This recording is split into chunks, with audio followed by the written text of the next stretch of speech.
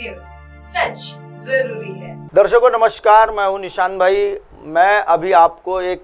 सबसे बड़ी सनसनी खबर बताने के लिए आया हूं और सनसनी खबर यह है कि गोंदिया ज़िले के राइस मिलर्स ने मिलकर इस सरकार को करोड़ों रुपए के धान की चंपत लगा दी है, जिसमें एक तरफ अभी हाल ही में जो डबल फसल होती है, किसानों की जो फसल होती है वो आ गई है, लेकिन पिछली फसल को राइस मिलर्स ने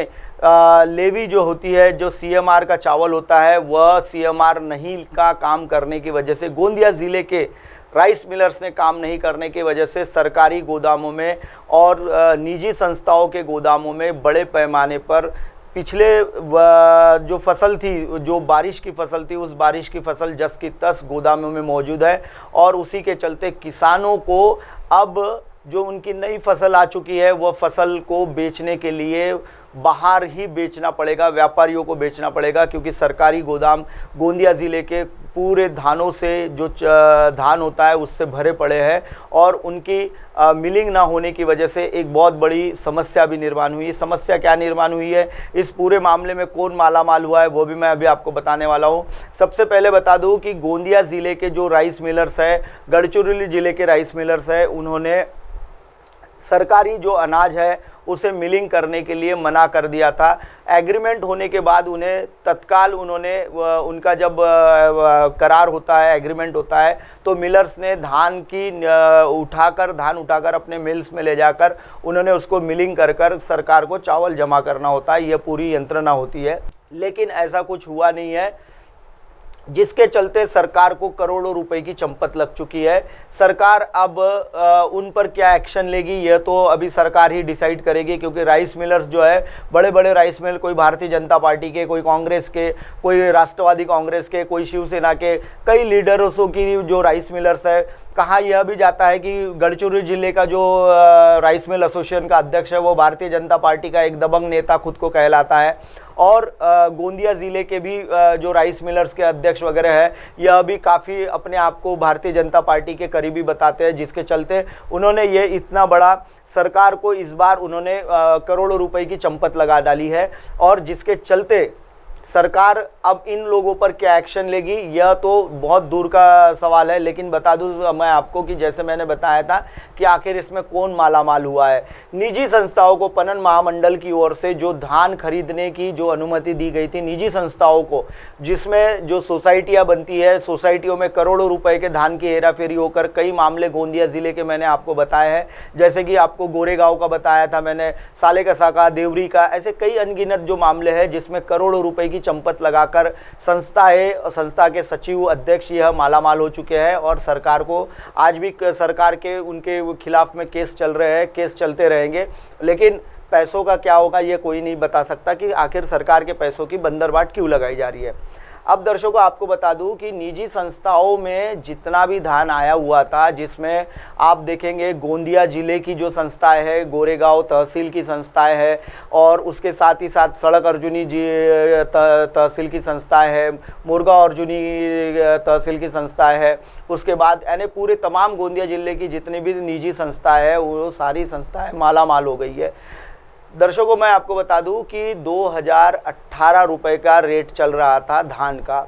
और लगभग एक मोटा किसानों से जो सरकार ने जो समर्थन मूल्य में लिया है, लेकिन अभी जो एक्सपोर्ट का काम शुरू होने की वजह से बाहर के मार्केट में धान के इसमें रेट में उछाल आया है। 2300 रुपये का रेट चल रहा है, 2300 रुपये प्रति क्विंटल के हिसाब से धान का रेट चल रहा है। तो निजी संस्थाओं के गोदामों में जो धान पड़ा था, संस्थाओं के संचालकों ने, अध्यक्ष, सचिव और गोडाउन कीपर, इन तीनों की साठगांठ मिलकर सारा जो धान है वह उन्होंने अपने गोडाउनों का बेच दिया है। किसी भी संस्था के पास अभी जो पिछली फसल का धान है वह है ही नहीं। किसी भी मौजूदा स्थिति में पणन महामंडल की ओर से जो संस्थाओं को धान खरीदी का जो केंद्र दिया गया था, उन केंद्रों में किसी भी संस्था के पास किसान से लिया हुआ धान अभी फिलहाल मौजूद नहीं है, क्योंकि सारा जो धान है उन्होंने 2300 रुपये क्विंटल के हिसाब से ओपन मार्केट में बेच दिया हुआ है। और लग के ही महाराष्ट्र का जो गोंदिया ज़िला है, इसको लग कर ही जो छत्तीसगढ़ और मध्य प्रदेश का जो इलाका है, बालाघाट का इलाका है, और राजनांदगांव ज़िले का जो इलाका है छत्तीसगढ़ का, यहाँ से जो पुराना जो खराब हुआ धान है वह इन्होंने औने पौने दामों में लेकर आकर अपने निजी संस्थाओं के गोदामों में भर दिया है। यानी अब अगर धान राइस मिलर्स उठाने भी जाता है संस्थाओं में तो उन्हें खराब धान दे दिया जाएगा, या उनका जो डीओ होता है इसे मैनेज कर लिया जाएगा, क्योंकि 2300 रुपये के हिसाब से उन्होंने ओपन मार्केट में बेचा है। और इन्होंने जो धान है वह कहेंगे ये लोग कि भाई पानी लग गया, बारिश आई हुई थी, उस वजह से हमारा धान खराब हो गया। गोडाउनों को, बड़े गोडाउन इनको सरकार को बताते जरूर है कि इनके पास गोदाम है, लेकिन कई संस्थाओं के पास कच्चे गोडाउन है, कोई तो तिरपाल में ही अपने धान को ढक कर रखता है। ऐसे कई मामले हैं। वैसा कि मैं आपको एक बात बता दूं कि हाल ही में कई संस्था संचालकों ने, जो निजी संस्था संचालक है, उन्होंने करोड़ों रुपए के घर बांधे हुए हैं, मकान बना डाले हैं, गाड़ियां ली है, एक छोड़कर दो गाड़ियां ली है। कई संस्थाओं के जो संस्था संचालक है उन्होंने ट्रैक्टर लिए हैं। जिनका मैंने ट्रैक्टर लिया है वो समझ गए संस्था संचालक कि मैंने ये किसके लिए बोला हुआ है। हालांकि मैं उनकी पूरी तय आपको बताने वाला हूं, क्योंकि उनकी संस्था में सबसे बड़ा घोटाला हुआ है और उस घोटाले की जांच जो है वो हो चुकी है। और उनकी जो पिछले यानी 22, 23, 18, 19 की जो ऑडिट रिपोर्ट थी, उसके बाद 20, 21 की जो ऑडिट रिपोर्ट थी वो भी आ गई है। वो घोटाला हो गया है। उस घोटाले में कितने करोड़ों रुपए का घोटाला है वो भी अभी उजागर होगा।